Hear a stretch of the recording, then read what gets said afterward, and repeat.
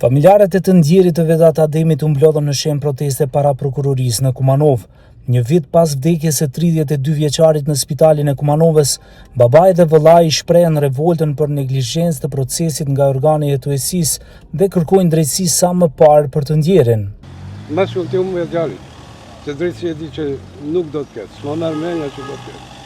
Se e ka pasha, ditë kër më therrën mund, te prokurori, kër më therrën a ditë mund e pas se pi ati dojnë me ndru Londën.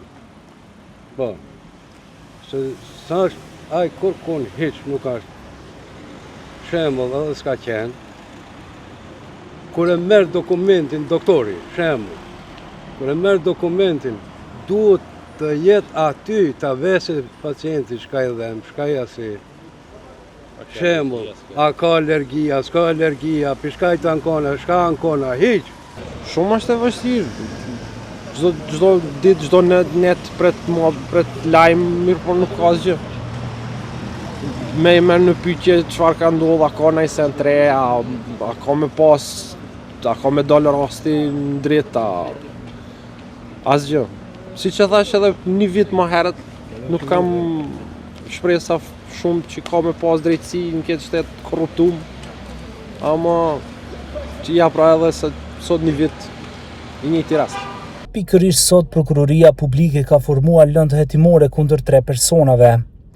Nga faza parahetimore është konstatuar se ka elemente të veprës penale me pasoja vdekjeje ndaj të dyshuarit doktorit ZG.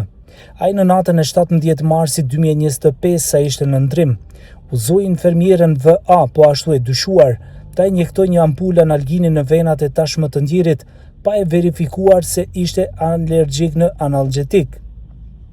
I dyshuar i tretë është doktori AA, i cili një ditë më parë pranoi në urgjencë pacientin me dhimbje të forta barku dhe në vend që ta shtrojë në trajtim spitalor i dha udhëzim për kurim shtëpiak.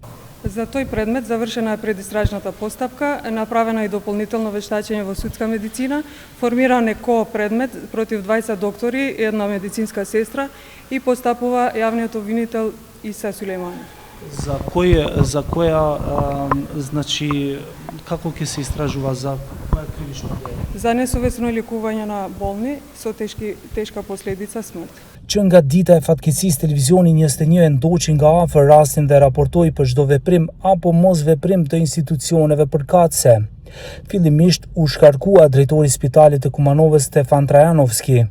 Më pas parajtimit zgjati një vit me marrjen në pyetje të palëve dhe me raportin e autopsisë, i cili fillimisht u kundërshtua nga vetë prokuroria.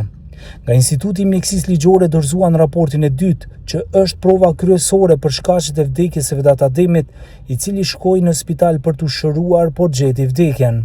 Ky është reparti kirurgjikal në spitalin e përgjithshëm të Kumanovës. Praktikisht ne jemi në ambulantën ditore ku jepen terapitë ditore të pacientëve të cilët vinë dhe fatkeqësisht kjo është dera ku ka ndodhur rasti dhe ka ndruar jetë pacienti Vedat Ademi. Ndërkaq raporti i Inspektoratit Shtetëror Sanitar Shëndetësor tregon edhe lëshime të tjera. Intervenimi i ngat në procesin e reanimimit në kushte spitalore nuk do të ishte me fatalitet nga shoku anafilaktik nëse do të ishin të gjitha pajisjet e duhura dhe gatishmëria e stafit mjekësor për të intervenuar në kohë.